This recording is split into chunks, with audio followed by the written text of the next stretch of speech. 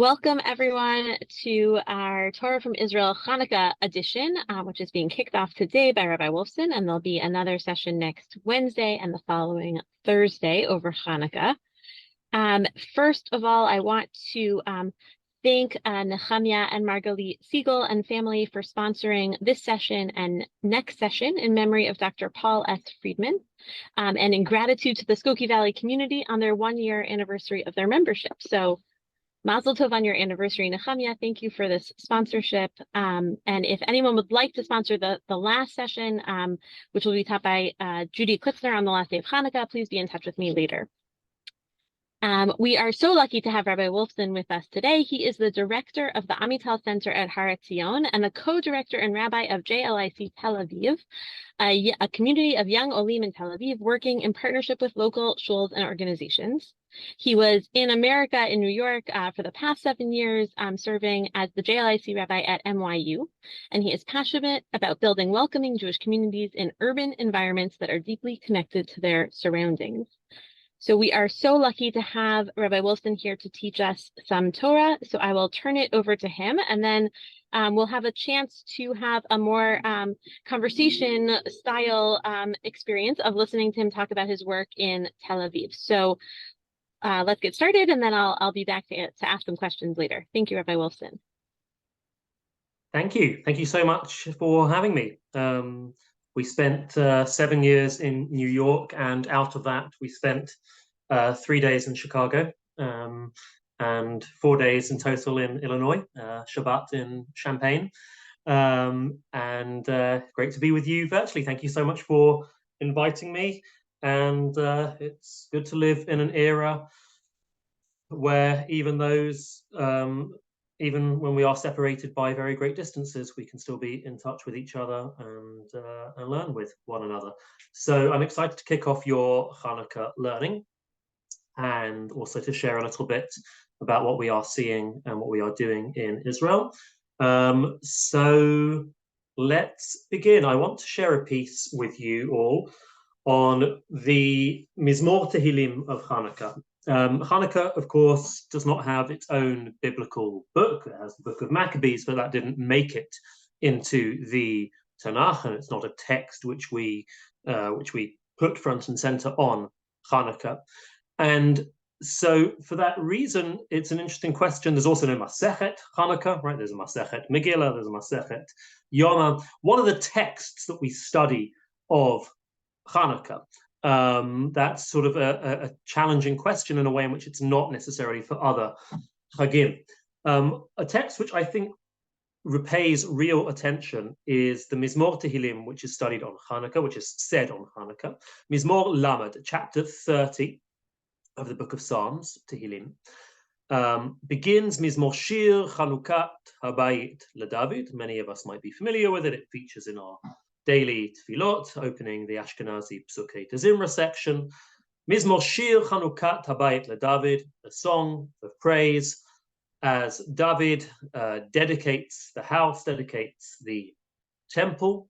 The simple reason for its choice, and this has been part of the liturgy on Hanukkah for at least 1,000 years. It's mentioned in the Siddur Trois of Rashi.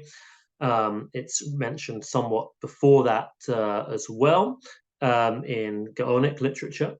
The simple reason why we read it on Hanukkah is, of course, the word Hanukkah appears in the opening verse.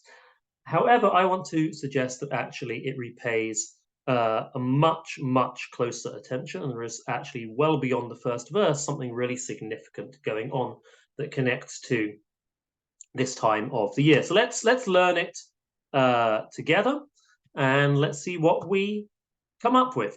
I will read through it, and of course feel free at any point to share any thoughts. Mizmor Shir Chanukat Habayit LeDavid, a psalm of David, a song for the dedication of the house. The house there is probably quite a good translation because it is ambiguous. We would think that Habayit would refer to the temple, but of course David did not live to see the temple built, so we're not quite sure what that is. Aromimcha Hashem ki dilitani.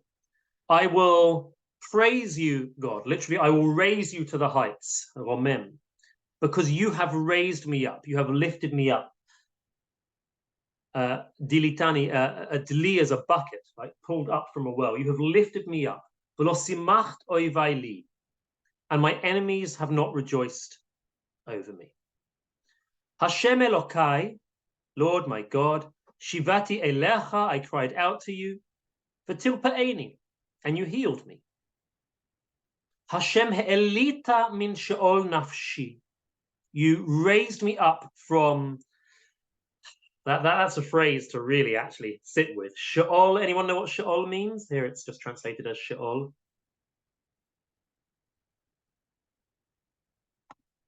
Anyone familiar with the word She'ol?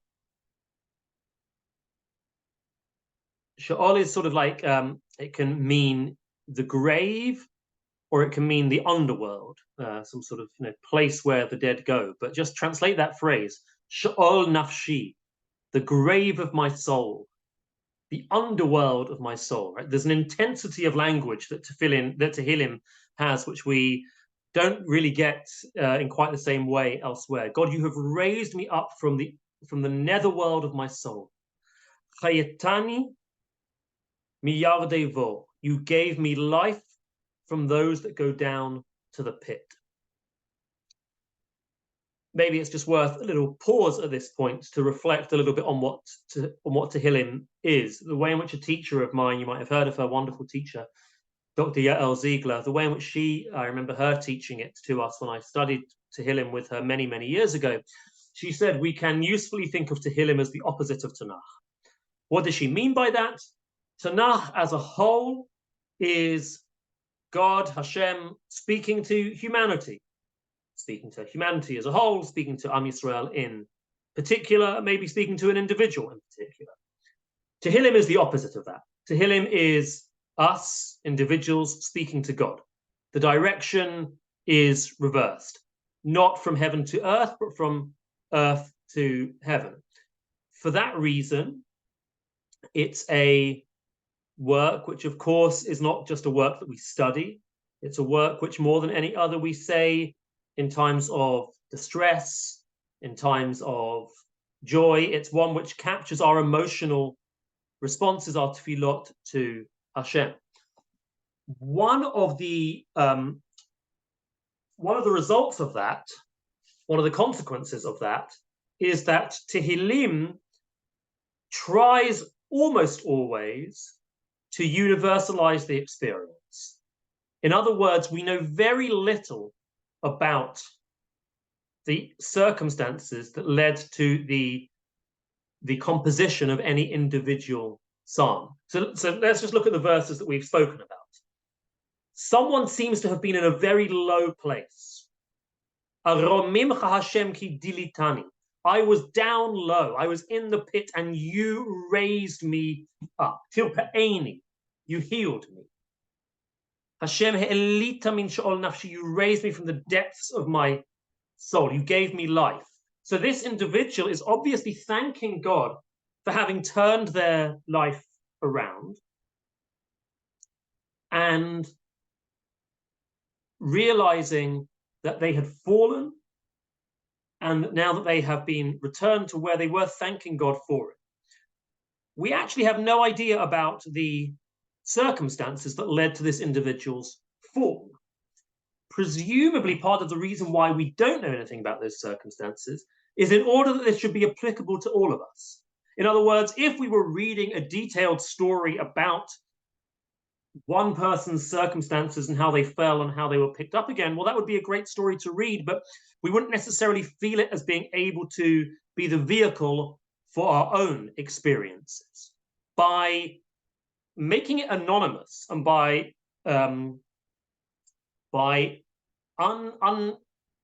cutting the ropes to its particular origin, it therefore allows it to be useful and universal for all of us who might find ourselves in this sort of situation in the future.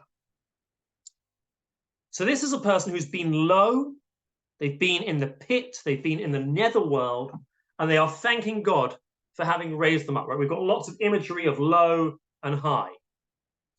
Zamru la Hashem chasidav. Call out to Hashem, your righteous ones. V'hodu l'zeichav kodsho. And give praise his holy names. Now, the individual is speaking not to God, turning to those around him. I have had this experience. My life has been turned around thanks to the grace of God. You should recognize this as well. Rega ba'apo chayim birtzono. A moment in his anger compared to a life of his pleasure. And here's one of my favorite lines of it. This is really a line to live with. Be'erev yalin bechi v'laboker rina. In the evening, a person can lie down in tears. In the morning, they can wake up with joy. Right? The ability for a night to turn things around, how we look at things. And personally, I actually find that line to really encapsulate the theory that I was laying out earlier. My life is surely vastly different from the life of the individual who wrote this Mizmor. We are separated by well over 2,500 years, and we live in vastly different circumstances. But there have been many moments in my life where, and I would imagine that there are those of you on this call who would agree and say the same thing for yourselves. There are moments in my life where that line has resonated so much. You can lie down in tears and wake up in the morning with joy. You can have that sort of a day. That's been the experience of this individual. But once again, 6 verses in, we don't have any idea as to what it was that led to this individual's collapse, and then why they are so grateful for God having raised them up again. Okay. Here we hit verse 7. And in verse 7, everything changes. Ani amarti b'shalvi bal emot olam. I said in my shalva, my serenity, previously, originally, before I fell, bal emot olam, I shall never fall. I shall never be shaken. This verse, I want to suggest, is the key. This verse is the critical verse for understanding the Mizmor. It's a verse which takes us back in time to before the person fell. And they tell us that in that time, they thought that they would never fall. Bale emot olam. They were completely secure. The author of their own story, not needing assistance from anyone else. Is there anything in this verse which sort of jumps out at people as worthy of interrogation? Worthy of sort of seeing it? First of all, I'll point out it's the middle verse of the whole Mizmor. That may or may not be relevant. Usually, there's a great Tanakh teacher in Israel, Rav Elchanan Samet, who is convinced that it's always the middle verse of everything that teaches us the whole. Whether or not you accept that idea, this is the middle verse here. So there's the before and after of this. Anything that jumps out at people in this?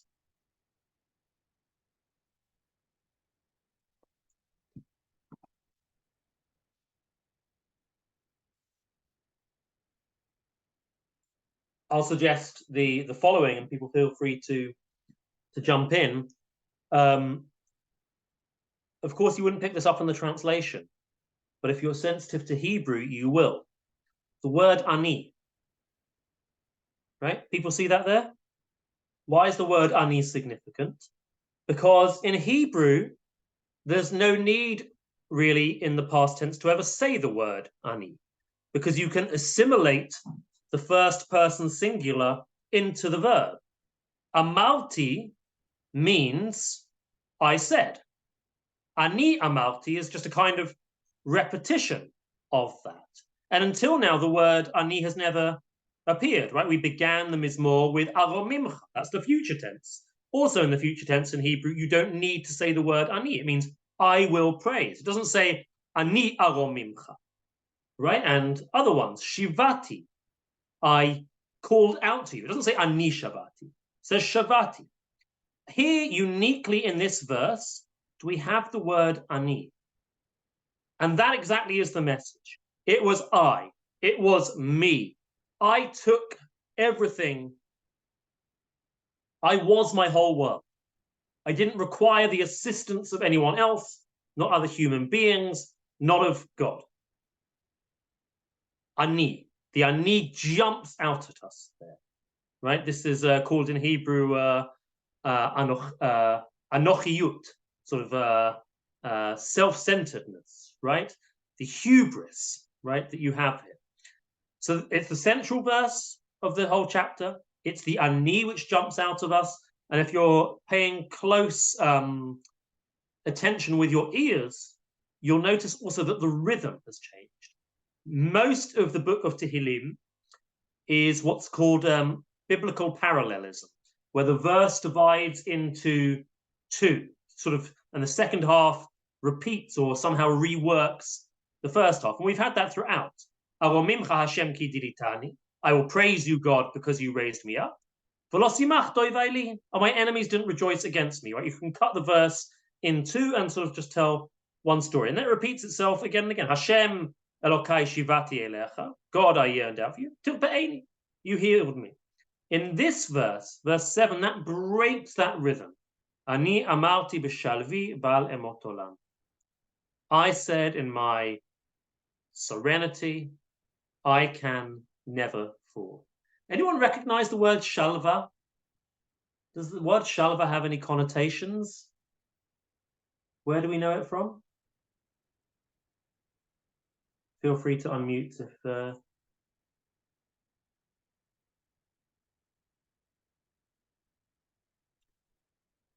the shalva is, we probably at first hearing don't think of it as a problematic word. I think actually, at least Chazal had certain suspicions of it. This week's parasha, actually. Anybody familiar with the first Rashi on this week's parasha?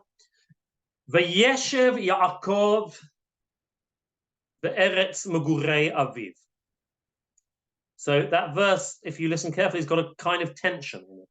Yaakov settled, right, lashevet, to sit, in the land of megurei aviv, the land of his forefathers' wanderings.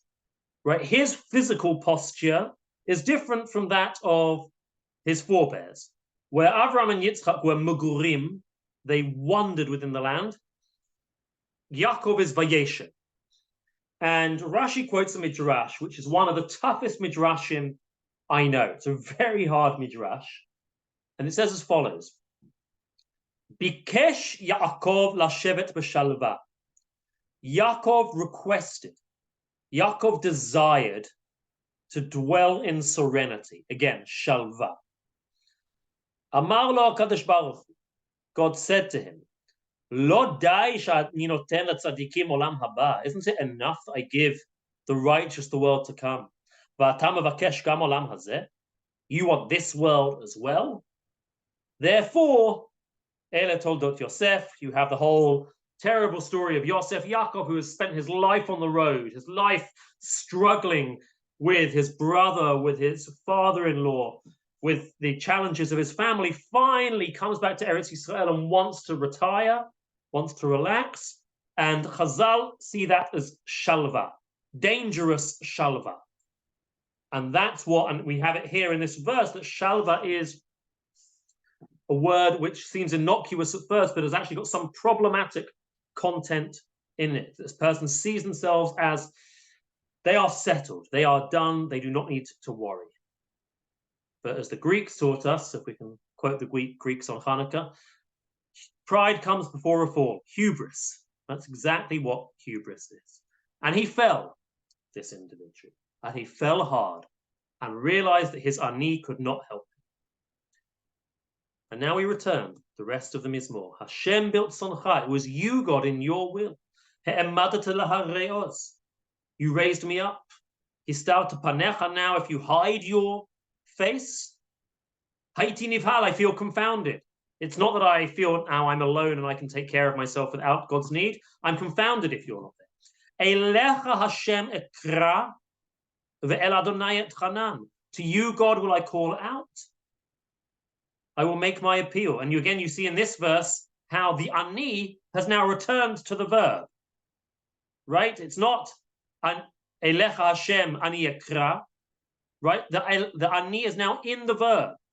Right? And again, that simple grammatical switch, actually connects so much to the content of the Mizmor, because the ani, the I, the ego, is no longer at the center of everything.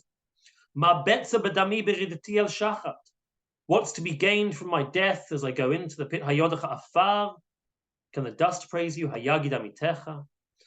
Shema Hashem v'chaneni Hashem haya'ozeli. Listen to Hashem, have mercy on me. Notice how, again, the rhythm has returned, now split into two, each verse. Hafachta mispedila macholi. You've turned my lament into dancing. Pitachta saki ta'azreini sincha. You took off my sackcloth, my mourning. You have put joy upon me. And we're concluding in a very similar way to how we started, praising God for having lifted me up from the depths, from my having fallen.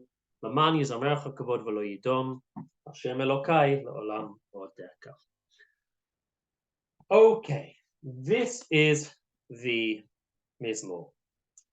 This is the story.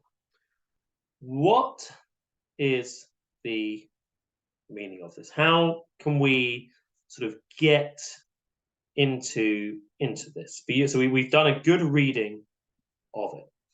So here's what I want to suggest. And again, please, people, if anyone has any thoughts, don't hesitate to interrupt. If I don't see you, can just unmute yourself and share the thought. I want to try and crack open this Mizmor by suggesting that actually, even though, as I said, the Mizmor does not give any obvious hints as to its composition, as to why it was written, in between the cracks, we can actually see what I think is a quite clear reference to a particular biblical story, another story in Tanakh, which once we read the Mizmor in light of that story, will significantly deepen our understanding of the Mizmor. Anybody spot anything which might call to mind another biblical story?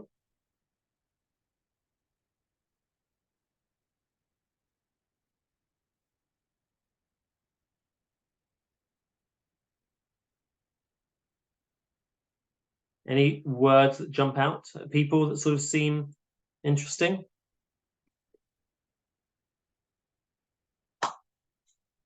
Let me try and share the following.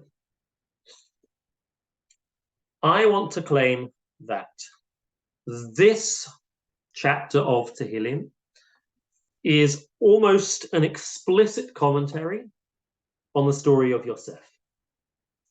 That there are multiple examples, clues within this short chapter of Tehillim, which take us back to the story of Yosef, and that in fact this Mizmor is a kind of commentary on the story of Yosef.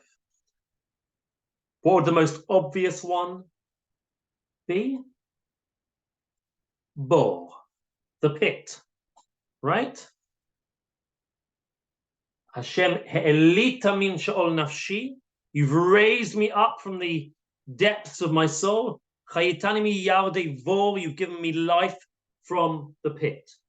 The pit for Yosef is, of course, most famously the pit into which his brothers throw him. It's also the word for dungeon. It's what Paro throws Yosef into, right? When he is in Mitzrayim after the story of Eshet Potiphar. Yosef is in the pit. There's one connection. Here is another connection. Beginning of this week's Parsha. The brothers hate Yosef. They see him as this arrogant dreamer. They say, let us kill him. And what does Yehuda say? Yehuda is the one who comes up with the plan, not of killing Yosef, but of selling. Vayomer, the third verse down, Vayomer Yehuda el Echav. Yehuda says to his brothers, Ma betza ki neherog et achinu v'chisinu et damo. What benefit do we get from killing our brother and covering up his blood? Let me just that shouldn't have happened there.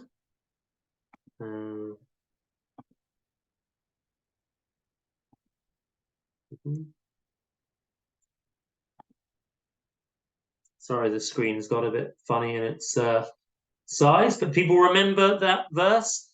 What did our author of Tehillim say? Ma betza badami. Verse 10, what benefit does my soul have? Beridati el shachat, if I go down to the grave, go down to the pit. The phrase ma betza, what benefit, attached to the word blood, appears, can you guess how many times in Tanakh? Only twice. It appears at the beginning of Parashat Vayeshev with Yehuda. What benefit do we get from killing our brother and covering up his blood? And it appears in our Mizmor. What benefit ma betza b'dami? What benefit in my blood? So we've got the pit and we've got ma betza. Sheol, right? He'elita min sheol nafshi. You have raised me up from the grave of my soul, from the underworld of my soul. Sheol is not such a common word in Tanakh, right? That the Tanakh as a whole doesn't speak of the world to come, not the good world to come and not the bad world to come, not really. Where does it appear? More than anyone else, it is Yaakov who says the word Sheol. I think something like it appears 12 times in all of Tanakh, and of those 12 times, something like 7 of them are Yaakov. Here is one of them. Yaakov is told that Yosef has died. Well, he's not told, he's just shown the cloak with the blood on it. And what does he say? This is the fourth one, pardon me. His children arise to comfort him. He refuses to be comforted. And he says, I will go down mourning for my son Sheola, to the grave, to Sheol. Sheol. Again, later on, when they tell him, the brothers tell him this strange man in Egypt is demanding that they send Binyamin down with them to prove that they have a younger brother. Yaakov refuses. This is in chapter 42. My son shall not go down with you. His brother died. He's the only one left. And if a disaster happens to him on the way, you will take me down in my old age to Sheol. Right? Sheol again. Sheol in our chapter. You've raised me up from Sheol. Yaakov saying Sheol time and again. Not a phrase which appears very often in Tanakh. So we've got Sheol, we've got Mabetza, we've got Bor, and here's maybe my favorite one, because this one is really playful, and there's a real element of play here. If you remember the verse at the end of the Mizmor, Patachta Saki, Ta'azreini Simcha. You have taken off my sackcloth. Right? Sackcloth is not really a word which we use much today. The clothes of mourning. Remember this part of the story? They're leaving Egypt, the brothers. They stop by Vayiftuchu ha'echad et sako latet mispo lachamoro pamalon. One of them opens up his sack, his bag, to give some food to his donkey, and then sees the money that has been hidden in it. Isn't that beautiful? Patachta saki, right? You've taken off my sackcloth. V'yiftach ha'echad et sako. So what have we got? We have got at least 4 very strong links, some of them multiple times, to the story of Yosef within our very short Mizmor. it seems to be a conscious reference to the story. At this point, we need to ask ourselves, so what? Like, what is it trying to show us by making all of these references? So at this point, I want to claim that the Mizmor is a commentary on the story of Yosef. What we read of the Mizmor as being the description of an individual who was arrogant, hubristic, dwelt in shalva, thought they could never fail, thought they were totally in charge of their own life story, and then ended up falling very hard before being raised up again. Our Mizmor is a commentary on the story of Yosef. Yosef, of course, when we meet him, does not present as the most attractive of characters. His brothers are obviously to be censored greatly for what they did to him, but you can kind of get their dislike of him.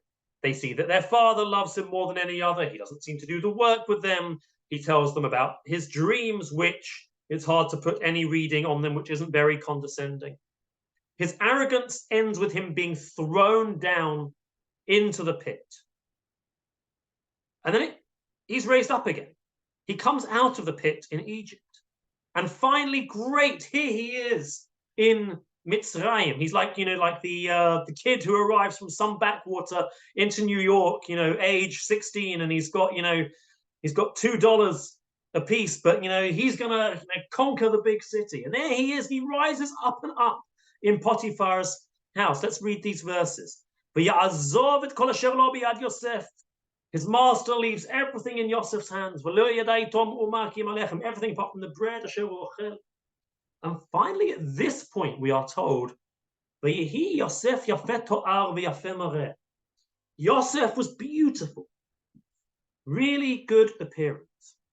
Think to ourselves, why are we told this now? We've already known Yosef now. This is the third chapter of the story of Yosef. Why are we told at this point that he's very good looking? Wouldn't that be something you'd want to hear earlier on? So the simple reason is that it's the introduction to what comes next, which his master's wife's eyes fall upon his beauty.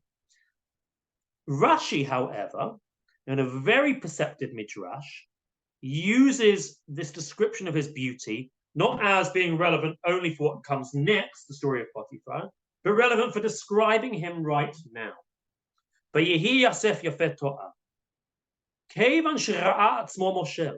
He saw himself becoming powerful. Hitchil ochel v'shoteh u'matzelzel b'sa'aro. He would eat, he would drink, he would curl his hair, preen himself in the mirror.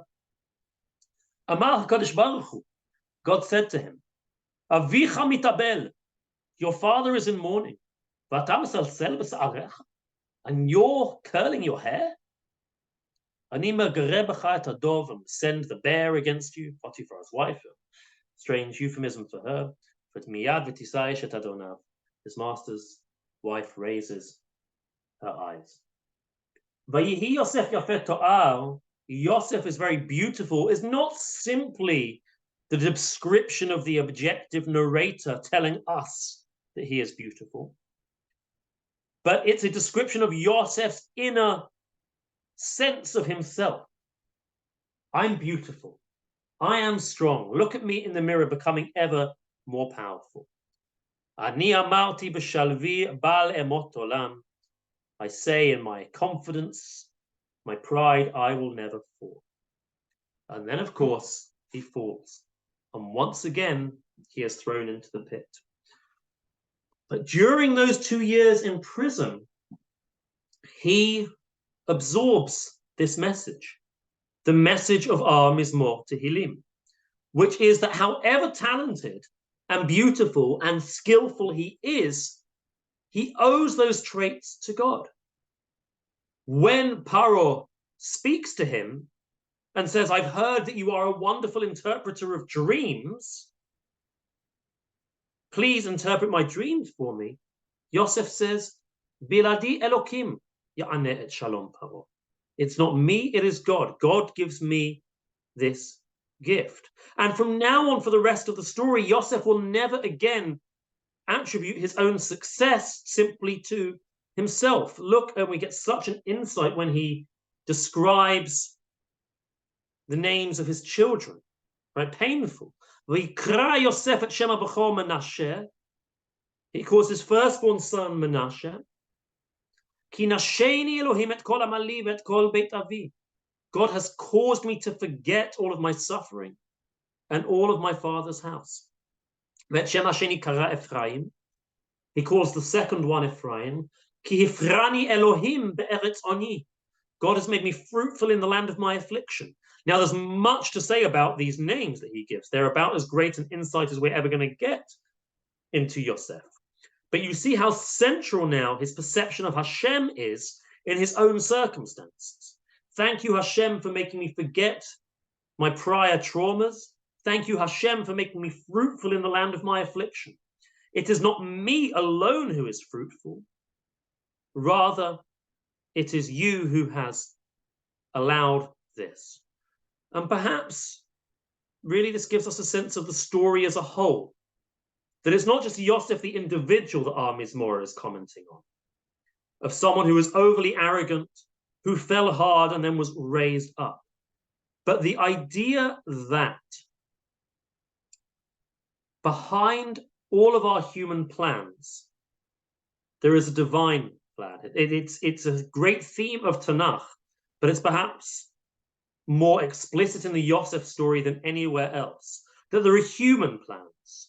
The brothers sell Yosef down to Mitzrayim.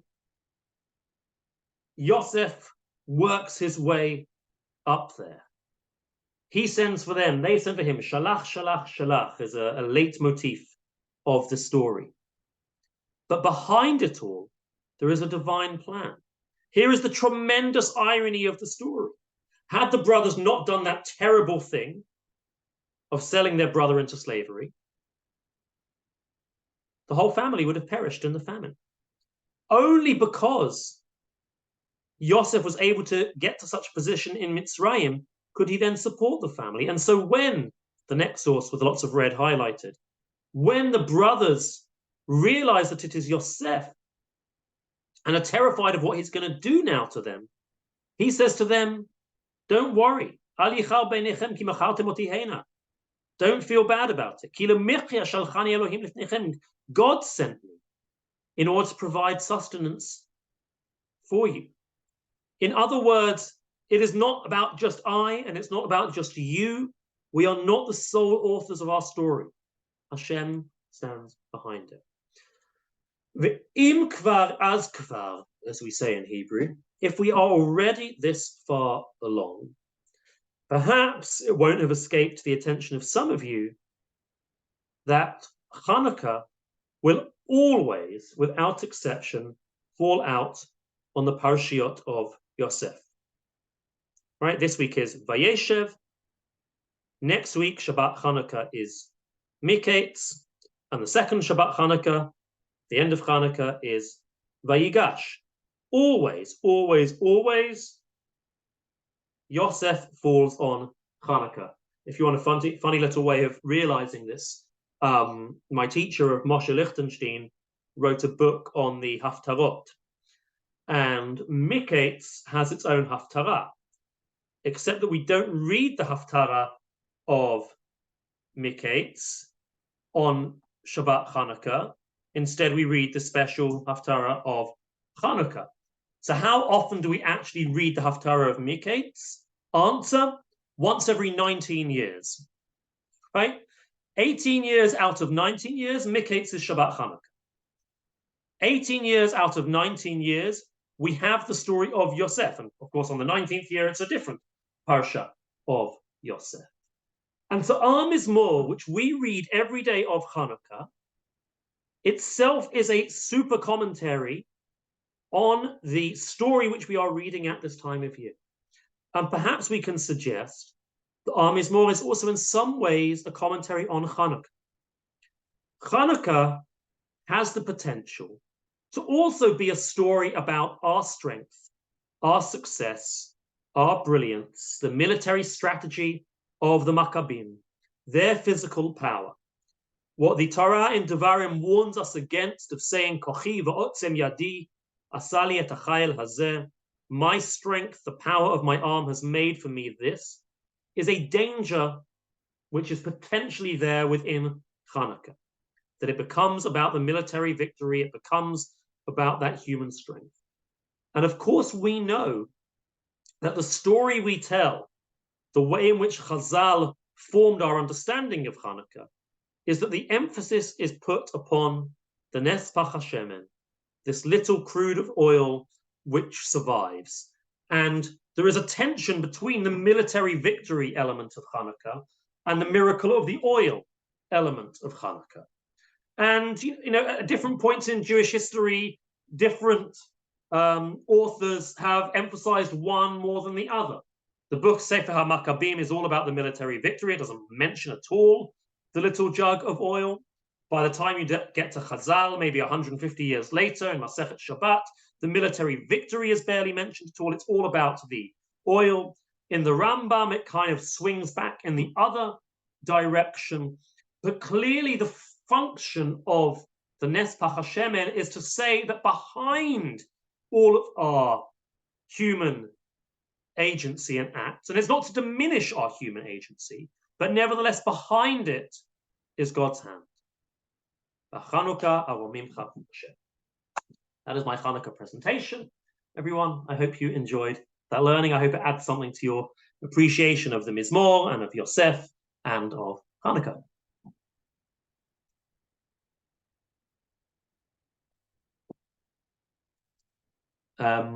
I don't know if Rabbanit was going to come back on and engage and interview me about Israel. I don't know if she's here.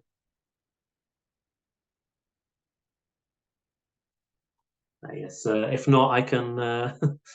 People are interested. I can schmooze a little bit about what we are doing in Israel. I can tell the story quite quickly, but I hope it's a story which is worth knowing. We live in Tel Aviv. We are privileged to have a young community made up primarily of Olim, primarily from English-speaking countries. We have essentially turned the community around 180 degrees since October 7th to be fully focused on the war effort. In many ways, we are qualified for it, quite surprisingly, because we do have many members of our community serving in the army, either serving in the army or on Miluim. But we also have many who are not, because they are Olim, maybe they didn't serve in the army or they don't do reserve duty. We have a lot of people with a lot of hands, a lot of availability. Maybe in some ways I can sort of just guide you through our WhatsApp group. Let me get it up. Everything works through our WhatsApp group. We've become a completely devoted volunteer community.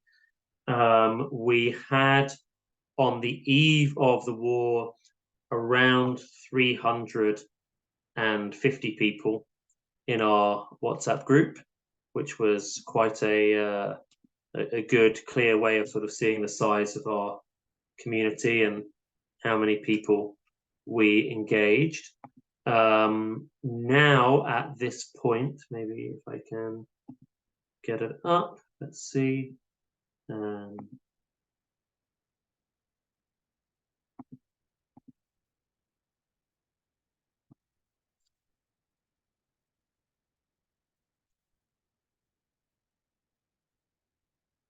No, not sure where the WhatsApp group has gone. In any case, now, oh, here we are. Let me show you our WhatsApp group. Now, as of today in the WhatsApp group, we are at, what does it say? Click on participants. We're at 751 members of the WhatsApp group of all of active volunteers in Tel Aviv. The simplest way to see it is really to read our group description. You can have 2,058 characters in a group description. I don't know if anyone know that. We use every single one of them. Welcome to JLIC Tel Aviv, a young Olim community now devoted fully to the war effort. What do? We organize the energy. It's as simple as that. We have 2 flagship projects, 7 project-specific WhatsApp groups, and 18 department heads. The major work that we're able to do is with the evacuees to Tel Aviv. I imagine that you've all heard that there is huge internal displacement within Israel, not just from the south, but also from the north. It doesn't get as much attention, obviously, as the hostage situation or as the fighting. It is a very, very major story. It's the area where we can be most useful. There are tens of thousands of evacuees in Tel Aviv now, in hotels, in apartments. However, I don't like to use the word evacuee. Rather, the line that we use is Al tikra mefunim ela hachnasat orchim. Do not see this as evacuees, rather see this as an opportunity to be hosts, that we have guests in our city who we can welcome, who we can do everything to. So our 2 major programs are the Work Match program and the Family Match program. The Work Match program connects up people who have arrived in Tel Aviv with work opportunities to allow them to carry on earning, supporting their families, feeling useful whilst here. Perhaps more importantly is the Family Match program. This way we give every single person who signs up for our program their own person in our community, someone who can sit with them, get to know them, go for coffee with them. What are the good parks you recommend to take your kids to? Who are the local doctors that you recommend? Where can I source this? Where can I buy that? Despite my accent, we did spend 7 years in New York, and we had a great time enjoying Thanksgiving. Last week, all of the American participants in the program hosted their families for Thanksgiving. You have, big Moroccan families from Netivot and Ofakim and Sderot who have obviously never heard of Thanksgiving, let alone celebrated it. Now, I mean, it's something like really genuinely wondrous. I can share some pictures afterwards with you. Let's look at our WhatsApp groups. We have a Holy Canines group. I met a father and a daughter in the first, probably around October 12th, I guess. They told us the story of their October 7th in Sderot, of being in shul early in the morning, of the gunfire going. And the father was telling all the stories, and the girl's just completely silent. And she's about 12 years old. She couldn't make eye contact. I'd really never seen anyone quite as traumatized as this. And the family asked if we could have someone help them go shopping. So I said, yes, of course, we'll send someone. And the student that we sent, she said to me, she said, can I take my dog? So I said, oh, let me check. I checked. The family said, yes, fine. And then afterwards, the father messaged me, and he said, my daughter Tamar, she hasn't smiled in 2 weeks. But this little puppy brought her out of herself. And it made me realize I'm not a dog person, but Tel Aviv is a dog city. I mean, let's click on the link now. We now have 43 dog owners in this group, or 42 minus me, who with their dogs go to the hotels. The hotels ask them to come to play with the kids, right? To give the kids some joy that way. Kids activities. We have a special WhatsApp group now with 181 people who do daily activities for the kids, giving the parents a break, fun things, art things, sports things. We have huge numbers of Hanukkah parties planned. I mentioned the family match, funerals and shivers. This is, I mean, sadly, such an important point of what we are doing. And let me just tell you about the origin of it. One of the hardest things to see in the first days was that obviously the vast majority of people who lost loved ones lived in the south. But then immediately after the day, or on the day, they were then evacuated. So they were not only being evacuated, they were also in Aveilot. Now, if they'd been sitting Shiva in Sderot or Be'eri, of course, hundreds of people would have been at the Shiva because these are tight communities. But suddenly they find themselves in a foreign city, a different place where they don't know anyone, and they have to sit shiva. And so we were seeing shiva tents, which were empty, popping up. So we put this group together, which is, I think, the biggest one, where there's 220 people in this group. And it's just, if someone sees a shiva tent empty, go. What are times of tefillot at every place that, we're talking about hundreds of shivas taking place concurrently just in Tel Aviv alone. Farming. You may have not heard, but farming has become one of the major needs of the hour. Thai workers were killed and abducted, you heard, on October 7th. Thai workers form a lot of the backbone of Israeli agriculture. The King of Thailand instructed his citizens to return home, and 50,000 Thai workers left immediately after October 7th, which leaves Israeli agriculture in great need. So every day we are sending people, the farming group has 159 people in it. Every day we are sending people to farm, whether in the north, in the south, by the Otef, by the Gaza Strip. Here's my favorite one, the 6 a.m. farming crew. What's 6 a.m. farming? Well, not everybody can go farming all day. Some people have got jobs to go to. So we have a group of people, and we should feel inspired by this, right? 89 people who will regularly leave Tel Aviv at 5 a.m. in order to be in the fields by 6 a.m., to farm for 2.5 or 3 hours, and be back at their desks by 9:30. Right? That's what is happening. You might have heard that the hostage families, many of them are in Tel Aviv, camped out opposite the Kiryah. We visited on the third day, and what we did is not just to be there and give them love, of course, but to say, what on earth can we do to help you? And this was a point at which nobody had actually said to them, everything was such a balagan. So we provide them every morning and every evening. We take the things out of their storage facility. We set them up. We put them away as well. They know that they can call on us. You see, we have all of our department heads. You can get a sense of it. Barbecues for the units. We're doing about 4 barbecues a week for different IDF units. A lot of people sponsor barbecues for them as well. The kids stuff, we rented an ice cream truck a couple of weeks ago. We're doing it again on Hanukkah, where we filled the ice cream truck with, maybe I can show you some other pictures. We filled the ice cream truck up to the brim, and we went around all of the hotels in Tel Aviv. It was really a lot of fun. And just to contrast that with the final one here, immediate funeral operations, that's a euphemism. Immediate funeral operations, Zach, who you see his number there, Zach was the one, thank God this isn't really relevant anymore, but I want to give you a sense of it.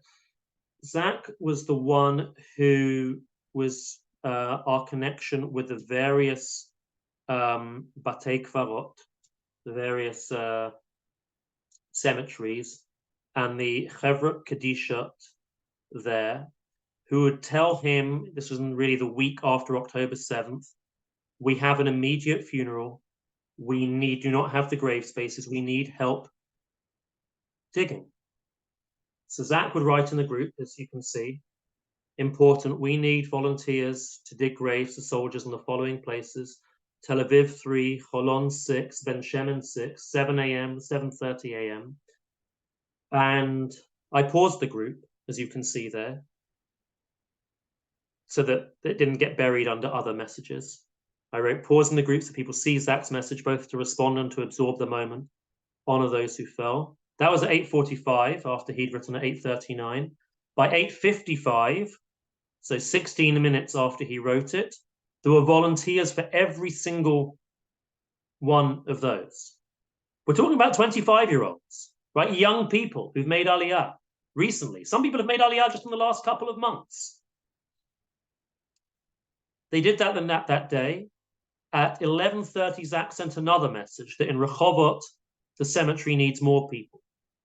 One of our people, Moshe, I'll tell you his name, had dug for 3 hours in Holon and went straight to Rehovot to dig. We need a new language. You understand? The word tzaddik doesn't describe that. I don't have a word to describe a 27-year-old who does that. We have a donor whose money is just allocated so that if ever there is another call like that, anyone can jump into a taxi immediately from wherever they are, not think about the cost of that taxi, and immediately be there. So we have had grave digging, and we have had ice cream vans, and we've had everything else in between.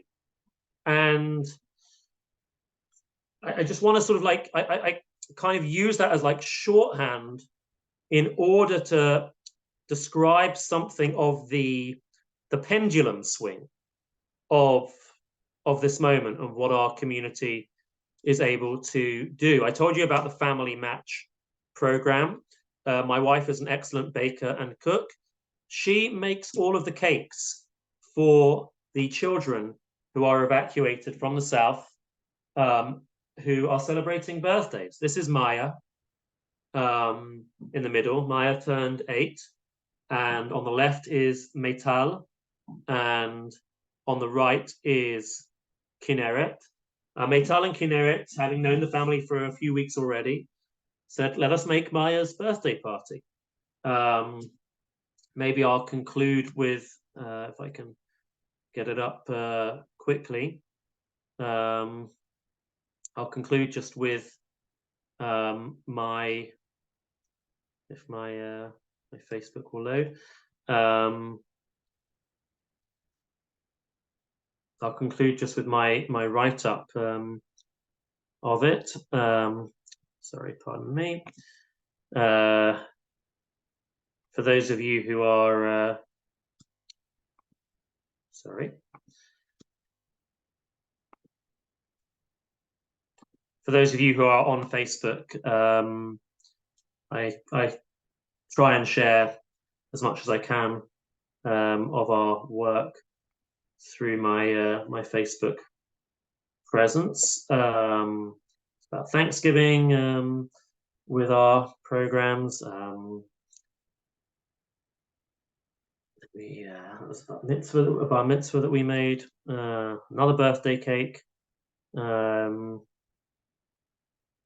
Okay, yeah, let's do this one. So here's this picture of Meital and Kinneret with Maya's birthday party. Here's what Meital wrote about it afterwards. What she wrote to me. She wrote, "It was a huge success. The setup surprise was quite the adventure and involved hiding behind buildings, garbage cans, and a cash register to maintain the surprise for Maya. The cake was beautiful, mushka, and delicious. The games were perfect and worked out so well. I haven't seen any of the 4 of them laugh and let go like this in the 3.5 weeks that I've known them. And it was so special and fulfilling to be part of that. Everything from the decorations to the balloons to the chocolate cake was bidyuk b'makom, exactly as it should be. And Maya felt special, celebrated, and most of all comfortable.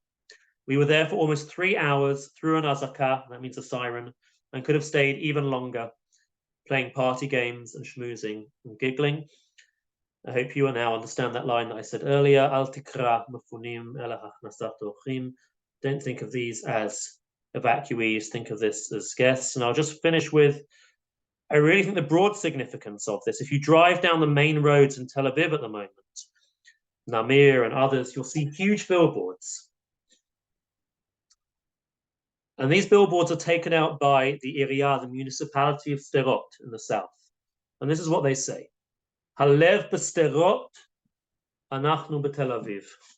Our heart is in Sderot. We are in Tel Aviv. Toda al ha'iruach.